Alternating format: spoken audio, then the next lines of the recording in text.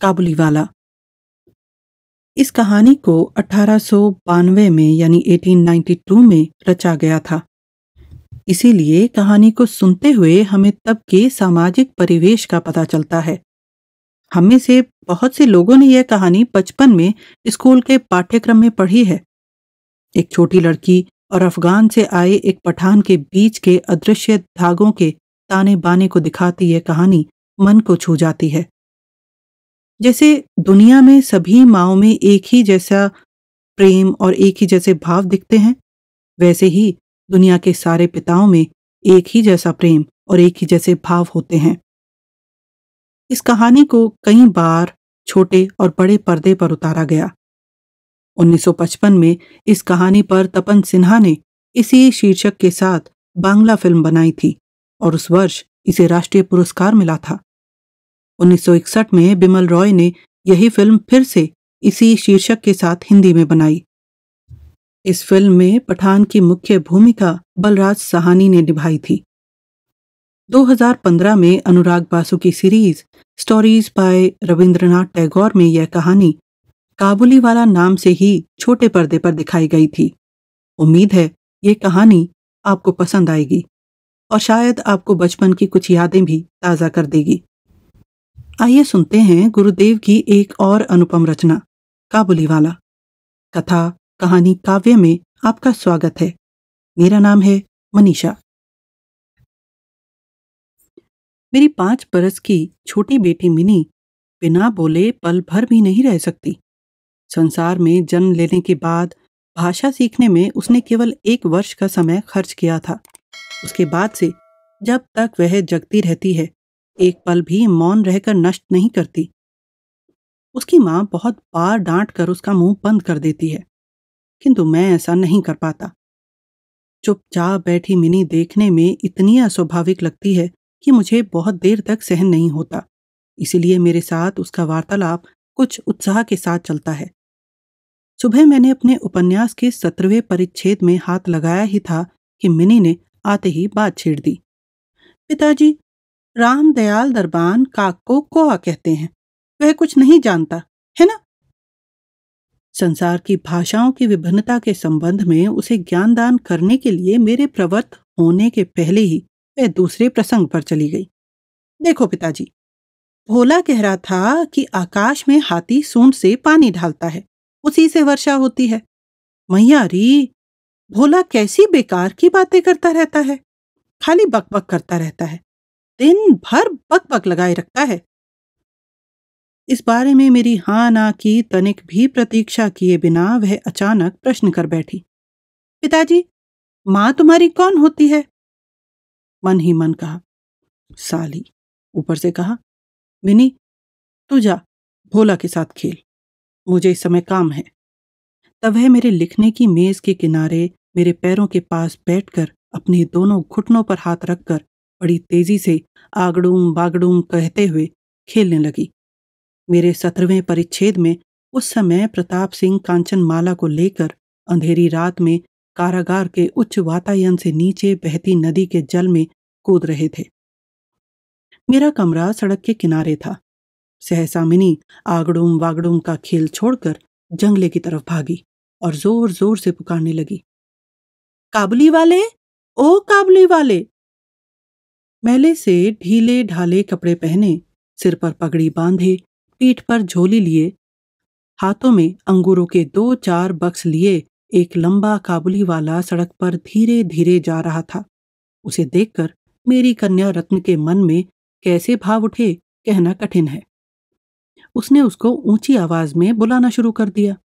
मैंने सोचा, बस अब पीठ पर झोली लिए एक आफत आ खड़ी होगी। मेरा 17वां परिच्छेद अब पूरा नहीं हो सकता। किंतु मिनी की चीख पर ज्यों ही काबुली वाले ने हंसकर मुंह फेरा और मेरे घर की ओर आने लगा, त्यों ही वह झपट कर अंतःपुर में भाग गई। उसका नाम निशान भी न दिखाई पड़ा।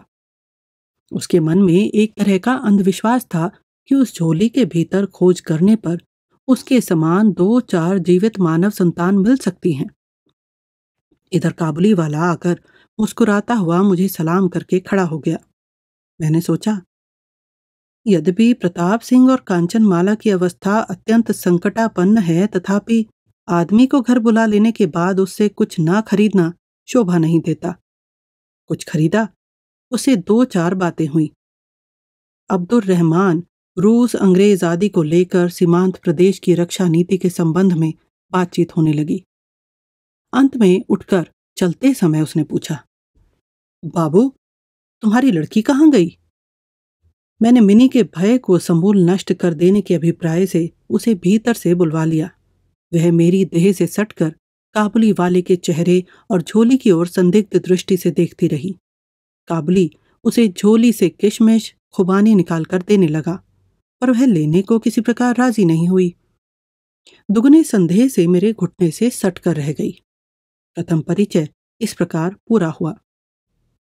कुछ दिन बाद एक दिन सवेरे किसी काम से घर से बाहर जाते समय देखा, मेरी दुहिता द्वार के पास बेंच के ऊपर बैठकर अनर्गल बातें कर रही है और काबुली वाला उसके पैरों के पास बैठा मुस्कुराता हुआ सुन रहा है और बीच बीच में प्रसंगानुसार अपना मतामत भी मिश्रित बंगाली में व्यक्त कर रहा है। मिनी को अपने 5 वर्षीय जीवन की अभिज्ञता में पिता के अतिरिक्त ऐसा धैर्यवान श्रोता कभी नहीं मिला था। मैंने यह भी देखा कि उसका छोटा आंचल बादाम किशमिश से भरा था। मैंने काबुली वाले से कहा, उसे यह सब क्यों दिया? अब फिर मत देना। और मैंने जेब से एक अठन्नी निकाल कर उसको दे दी। बिना संकोच के अठन्नी लेकर उसने झोली में रख ली।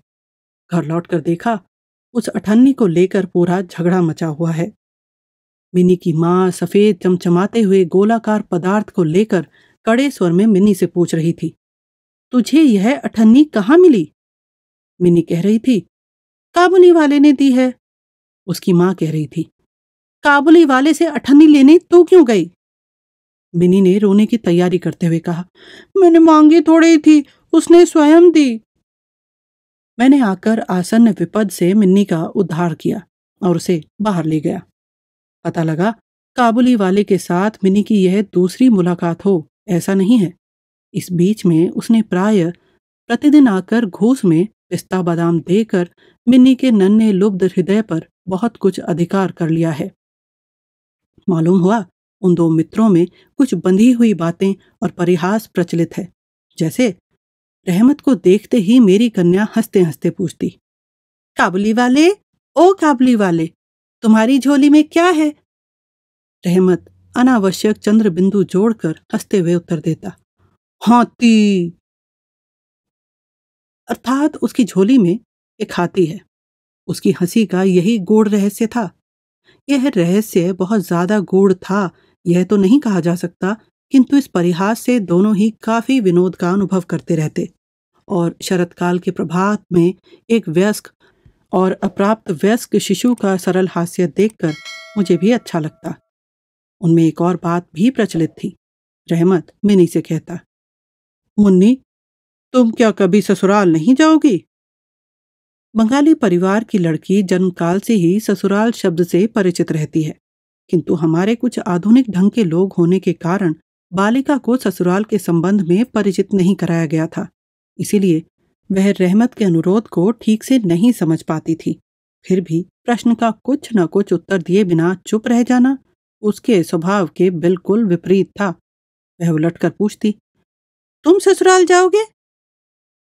रहमत काल्पनिक ससुर के प्रति खूब मोटा घूंसा तान कर कहता, मैं ससुर को मारूंगा। सुनकर मिनी ससुर नामक किसी एक अपरिचित जीव की दुर्वस्था की कल्पना करके खूब हंसती। शुभ्र शरतकाल था। प्राचीन काल में राजे महाराजे इसी ऋतु में दिग्विजय के लिए निकलते थे। मैं कलकत्ता छोड़कर कभी नहीं गया, किंतु इसी से मेरा मन पृथ्वी भर में चक्कर काटता फिरता है। मैं मानो अपने घर के कोने में चिर प्रवासी हूँ। बाहर के जगत के लिए मेरा मन सदा विकल रहता है। विदेश का कोई नाम सुनते ही मेरा मन दौड़ पड़ता है। उसी प्रकार विदेशी व्यक्ति को देखते ही नदी, पर्वत, अरण्य के बीच कुटी का दृश्य मन में उदित होता है और एक उल्लासपूर्ण स्वाधीन जीवन यात्रा की बात कल्पना में साकार हो उठती है। दूसरी ओर मैं ऐसा उद्भिज प्रकृति हूं कि अपना कोना छोड़कर बाहर निकलते ही सिर पर वज्राघात हो जाता है। इसीलिए सुबह अपने छोटे कमरे में मेज के सामने बैठकर इस काबुली के साथ बातचीत करके भ्रमण का मेरा काफी काम हो जाता। दोनों ओर बंधुर दुर्गम दग्ध रक्तवर्ण उच्च गिरी श्रेणी, बीच में संकीर्ण मरुपथ, भार से लदे ऊंटों की चलती हुई पंक्ति, साफा बांधे वणिक, पथिकों में से कोई ऊंट पर, कोई पैदल, किसी के हाथ में बल्लम, किसी के हाथ में पुरानी चाल की चकमक जड़ी बंदूक, काबुली मेघ मंद्र स्वर में टूटी फूटी बंगला में अपने देश की बातें कहता और मेरी आंखों के सामने उसकी तस्वीर आ जाती। मिनी की माँ बड़े शंकालु स्वभाव की महिला थी।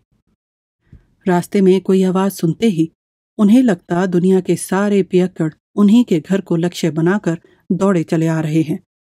यह पृथ्वी सर्वत्र चोर, डकैत, शराबी, सांप, बाघ, मलेरिया, शूक, कीट, तिलचट्टों और गोरों से परिपूर्ण है। इतने दिन, बहुत अधिक दिन नहीं, धरती पर वास करने का भी यह एक विभीषिका उनके मन से दूर नहीं हुई थी। रहमत काबुली वाले के संबंध में वे पूर्ण रूप से निसंशय नहीं थी। उस पर विशेष दृष्टि रखने के लिए उन्होंने मुझसे बार बार अनुरोध किया था। उनके संदेह को मेरे हंसकर उड़ा देने का प्रयत्न करने पर उन्होंने मुझसे एक एक करके कई प्रश्न पूछे। क्या कभी किसी के बच्चे चुराए नहीं जाते? काबुल देश में क्या दास व्यवसाय प्रचलित नहीं है? क्या एक भीमकाय काबुली वाले के लिए एक छोटे से बच्चे को चुरा ले जाना नितांत असंभव है? मुझे स्वीकार करना पड़ता। बात असंभव हो ऐसा तो नहीं, किंतु अविश्वसनीय है। पर विश्वास करने की शक्ति सब में समान नहीं होती। इसीलिए मेरी पत्नी के मन में भय बना रहा, किंतु मैं इस कारण निर्दोष रहमत को अपने घर आने से मना न कर सका। प्रतिवर्ष माघ के महीने में बीचों बीच रहमत अपने देश चला आता। उस समय वह अपना सारा उधार रुपया वसूल करने में बड़ा व्यस्त रहता। दूर दूर घूमना पड़ता, पर फिर भी वह मिनी को एक बार दर्शन दे जाता। देखने पर सचमुच ऐसा लगता मानो दोनों में कोई षड्यंत्र चल रहा हो। जिस दिन वह सवेरे न आ पाता, उस दिन देखता कि वह संध्या को आ पहुंचा है। अंधेरे में कमरे के कोने में ढीला ढाला कुर्ता पायजामा पहने झोला झोली वाले उस लंबे आदमी को देखने पर मन में सचमुच ही अचानक एक आशंका उठने लगती। किंतु जब देखता है कि मिनी काबुली वाले, ओ काबुली वाले कहती हुई हंसती हुई दौड़ी चली आती एवं उन दो असमान वय वाले मित्रों में पुराना सरल परिहास चलता रहता, तो हृदय प्रसन्नता से भर उठता। एक दिन सवेरे मैं अपने कमरे में बैठा प्रूफ संशोधन कर रहा था। विदा होने के पहले आज 2-3 दिन से जाड़ा खूब कपा रहा था। चारों ओर एकाएक शीतकार मच गई थी। जंगले को पार करके सुबह की धूप टेबल के नीचे आकर मेरे पैरों पर पड़ रही थी। उसकी गर्माहट बड़ी मीठी लग रही थी। लगता है 8 बजे का समय रहा होगा। सिर पर गुलूबंद लपेटे तड़के टहलने वाले प्रायः सभी सवेरे की सैर पूरी करके घर लौट आए थे। तभी सड़क पर बड़े जोर का हल्ला सुनाई पड़ा। आंख उठाई तो देखा 2 पहरेदार अपने रहमत को बांधे लिए आ रहे हैं। उसके पीछे तमाशबीन लड़कों की टोली चली आ रही है। रहमत के शरीर तथा कपड़ों पर खून के दाग हैं और एक पहरेदार के हाथ में खून से सना छुरा है। मैंने दरवाजे के बाहर आकर पहरेदारों को रोककर पूछा, मामला क्या है? कुछ उनसे कुछ रहमत से सुनकर मालूम हुआ कि हमारे एक पड़ोसी ने रामपुरी चादर के लिए रहमत से कुछ रुपया उधार लिया था। उसने झूठ बोलकर रुपया देने से इनकार कर दिया और इसी बात को लेकर कहा सुनी करते करते रहमत ने उसको छुरा भोंक दिया। रहमत उस झूठे को लक्ष्य करके भांति भांति की अश्राव्य गालियां दे रहा था। तभी काबुली वाले, ओ काबुली वाले पुकारती हुई मिनी घर से निकल आई। पलक मारते रहमत का चेहरा कौतुकपूर्ण हंसी से प्रफुल्लित हो गया। उसके कंधे पर आज झोली नहीं थी, इसलिए झोली के संबंध में उनकी नियमित चर्चा नहीं चल सकी। मिनी ने छूटते ही उससे पूछा, तुम ससुराल जाओगे? रहमत ने हंसकर कहा, वहीं जा रहा हूं। देखा उत्तर मिनी को विनोदपूर्ण नहीं लगा। तब वह अपने हाथ दिखाकर बोला, ससुर को मारता, पर क्या करूं, हाथ बंधे हैं। घातक प्रहार करने के अपराध में रहमत को कई वर्ष की जेल हो गई। उसकी बात करीब करीब भूल गया। हम जिस समय घर में बैठकर सदा के समान नित्य नियमित काम एक के बाद एक दिन काट रहे थे, उस समय एक स्वाधीन पर्वतचारी पुरुष कारा प्राचीर में किस प्रकार वर्ष बिता रहा था, यह बात हमारे मन में उठी भी नहीं। और चंचल हृदय मिनी का आचरण तो अत्यंत लज्जाजनक था। यह उसके पिता को भी स्वीकार करना पड़ेगा। उसने स्वच्छंदता पूर्वक अपने पुराने मित्र को भुलाकर पहले तो नबी सईस के साथ एक सख्य स्थापित किया।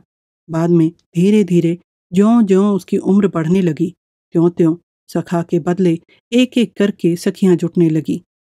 यही नहीं, अब वह अपने पिता के लिखने पढ़ने के कमरे में भी नहीं दिखाई पड़ती थी। मैंने तो उसके साथ एक प्रकार से कुट्टी ही कर ली थी।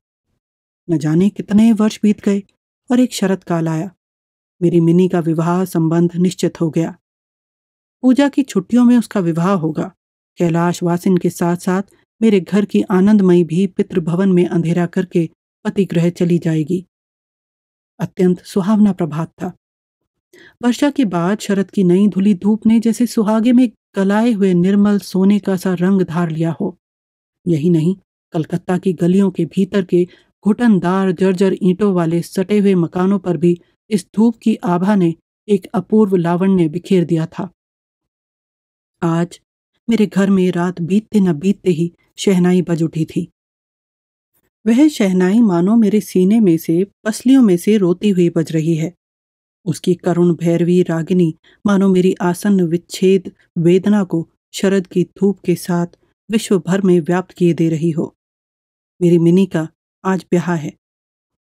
सवेरे से ही बड़ा गुल गपाड़ा और लोगों का आना जाना शुरू हो गया। आंगन में बांस बांधकर शामियाना लगाया जा रहा है। मकान के कमरों में और बरामदे पर झाड़ लटकाए जाने की टन टन सुनाई पड़ रही है। गुहार पुकार का तो कोई अंत ही नहीं। मैं अपने पढ़ने लिखने वाले कमरे में बैठा खर्च का हिसाब लिख रहा था कि रहमान आकर सलाम करते हुए खड़ा हो गया। शुरू में मैं उसे पहचान न सका। उसके पास वह झोली नहीं थी, उसके वे लंबे पट्टेदार बाल नहीं थे और न चेहरे पर चमक थी। अंत में उसकी मुस्कुराहट देखकर उसे पहचान गया। पूछा, क्यों रहमान, कब आए? कल शाम को जेल से छूटा हूं। सुनते ही यह बात मानो मेरे कानों में खट से लगी। किसी कातिल को मैंने कभी अपनी आंखों से नहीं देखा। इसे देखकर मेरा सारा अंतःकरण मानो संकुचित सा हो गया।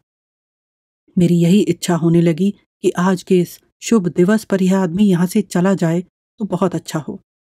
मैंने उससे कहा, आज हमारे घर में एक जरूरी काम है, मैं उसी में लगा हुआ हूँ, आज तुम जाओ। सुनते ही वह जाने को तैयार हुआ, लेकिन आखिर तक दरवाजे के पास जाकर कुछ आनाकानी करते हुए बोला, एक बार खोकी को नहीं देख सकता क्या? शायद उसके मन में यही धारणा थी कि मिनी अभी तक वैसी ही बनी हुई है।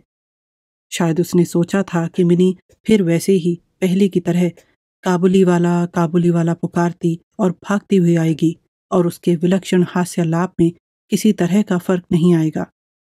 यहाँ तक कि पहले की मित्रता की याद कर वह एक पिटारी अंगूर और कागज के दोने में थोड़ा किशमिश बादाम शायद किसी अपने वतनी दोस्त से मांग जांच कर ले आया था। उसकी पहले वाली झोली उसके पास नहीं थी। मैंने फिर कहा, आज घर पर काम है, आज किसी से मुलाकात ना हो सकेगी। वह मानो कुछ उदास सा हो गया, स्तब्ध खड़ा मेरी ओर एक टक देखता रहा। फिर सलाम बाबू कहकर वह दरवाजे के बाहर निकल गया। मेरे हृदय में एक टीस सी उठी। सोच रहा था कि उसे बुला लूं कि देखा वह खुद ही लौटा आ रहा है। नजदीक आकर उसने कहा, ये अंगूर और किशमिश और बादाम खोकी के लिए ले आया हूं, उसको दे दीजिएगा। यह सब लेकर मैंने दाम देना चाहा तो उसने यकायक मेरा हाथ पकड़ लिया। कहा, आपकी बड़ी मेहरबानी है बाबू, हमेशा याद रहेगी। मुझे पैसा न दें। बाबू, जैसी तुम्हारी लड़की है वैसी मेरी भी एक लड़की वतन में है। मैं उसकी याद कर तुम्हारी खोखी के लिए एक थोड़ी सी मेवा हाथ में लिए चला आता था। मैं यहाँ सौदा बेचने नहीं आता। इतना कहकर उसने अपने ढीले ढाले कुर्ते के अंदर हाथ डालकर एक मैला सा कागज का पुर्जा निकाला और बड़े जतन से उसकी तह खोलकर दोनों हाथों से उसे फैलाकर मेज पर रख दिया। देखा, कागज पर एक नन्हे से हाथ के पंजे की छाप है। फोटो नहीं, तैल चित्र नहीं, केवल हथेली में थोड़ी सी कालिख लगाकर उसी का निशान ले लिया गया है। कन्या की इतनी सी याददाश्त छाती से लगाए रहमान हर साल कलकत्ता की गलियों में मेवा बेचने आता था। मानो उस सुकोमल क्षुद्र हाथ का स्पर्श उसके विशाल विरही वक्ष में अमृत घोले रहता था। देखकर मेरी आंखें सजल हो आईं। फिर मैं यह भूल गया कि वह काबुली मेवा वाला है और मैं एक उच्च वंश का बंगाली हूँ। तब मैं यह अनुभव करने लगा कि जो वह है वही मैं हूँ। वह भी बाप है और मैं भी बाप हूँ। उसकी पर्वत वासिनी नन्ही पार्वती के हाथ की निशानी ने ही मेरी मिनी की याद दिला दी। मैंने उसी वक्त मिनी को बाहर बुलवाया। अंतःपुर में इस पर बड़ी आपत्ति की गई। मैंने एक नहीं सुनी। ब्याह की लाल बनारसी साड़ी पहने, माथे पर चंदन की रेखाएं लिए दुल्हन बनी मिनी लाज से भरी मेरे पास आकर खड़ी हो गई। उसे देखकर काबुली वाला पहले तो सकपका गया, अपनी पुरानी बातचीत न चला सका। अंत में हंसकर बोला, खोकी, तुम ससुराल जाओगी? मिनी अब ससुराल शब्द का मतलब समझती है। अब उससे पहले की तरह जवाब देते न बना। रहमान का सवाल सुनकर शर्म से लाल हो मुंह फेर कर वह खड़ी हो गई। काबुली से मिनी के पहले दिन की मुलाकात मुझे याद आ गई। मन न जाने कैसा व्यथित हो उठा। मिनी के चले जाने के बाद एक लंबी सांस लेकर रहमान वहीं जमीन पर बैठ गया। अचानक उसके मन में यह बात साफ हो गई थी कि उसकी लड़की भी इस बीच इतनी ही बड़ी हो गई होगी और उसके साथ भी उसे नए ढंग से बातचीत करनी पड़ेगी। उसे फिर से पहले जैसी वह नहीं पाएगा। इन 8 वर्षों में न जाने उसका क्या हुआ होगा। सवेरे के वक्त शरद की उजली कोमल धूप में शहनाई बजने लगी और कलकत्ता की एक गली में बैठा हुआ रहमान अफगानिस्तान के मरु पर्वतों का दृश्य देखने लगा। मैंने उसे एक नोट निकाल कर दिया। कहा, रहमान, तुम अपने वतन अपनी बेटी के पास चले जाओ। तुम दोनों के मिलन सुख से मेरी मिन्नी का कल्याण होगा। यह रुपया दान करने के बाद मुझे विवाहोत्सव की 2-4 बातें कम कर देनी पड़ी। मन में जैसी इच्छा थी उस तरह रोशनी नहीं कर सका। किले का अंग्रेजी बाजा भी नहीं मंगा सका। घर में औरतें बड़ा असंतोष प्रकट करने लगी, लेकिन मंगल ज्योति से मेरा शुभ उत्सव उज्जवल हो उठा।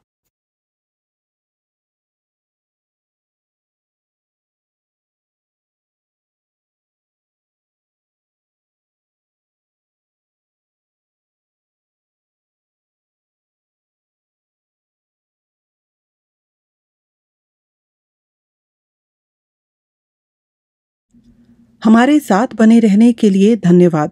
आपको ये कहानी कैसी लगी हमें नीचे कमेंट बॉक्स में बताएं। आपके कमेंट्स और लाइक हमें प्रोत्साहित करते हैं और इससे चैनल की भी मदद होती है। अपने दोस्तों और परिवार के साथ कहानियाँ शेयर कीजिए और अगर आपने अभी तक सब्सक्राइब नहीं किया है तो सब्सक्राइब करें और साथ में बेल आइकन दबाना ना भूलें। इससे हमारे अपडेट्स आपको सबसे पहले मिलेंगे।